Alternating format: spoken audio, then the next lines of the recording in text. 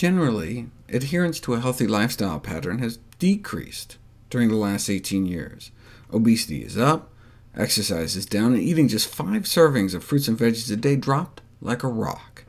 And we didn't start out that great to begin with. Guess what percentage of Americans at the turn of the century had the following 4 healthy lifestyle characteristics: not smoking, not overweight, 5 servings of fruits and veggies, and exercising a half hour a day, at least 5 days a week? 3%.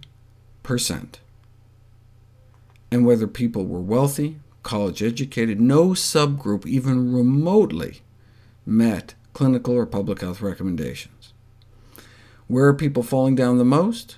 If you look at heart disease risk factors, most people don't smoke, shown here in green.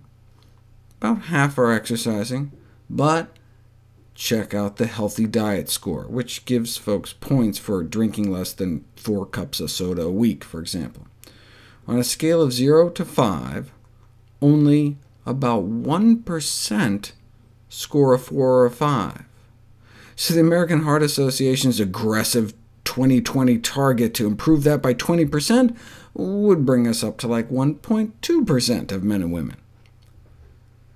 Given that we've known for decades that advanced coronary artery disease may be present by age 20, coronary atherosclerosis often even present in young children, it is particularly disturbing that healthy lifestyle choices are declining rather than improving in the U.S., and it shows. In terms of life expectancy, the U.S. is down around 27 or 28 out of the 34 OECD free market democracies. The people of Slovenia live a year longer than citizens of the United States. Why? Well, according to the most rigorous analysis of risk factors ever published, the #1 cause of death and disability in the United States is our diet. What about our diet is so bad? The worst 5 things about our diet is that we don't eat enough fruit, we don't eat enough nuts and seeds, we eat too much salt, too much bacon, hot dogs, lunch meat, etc., and not enough vegetables.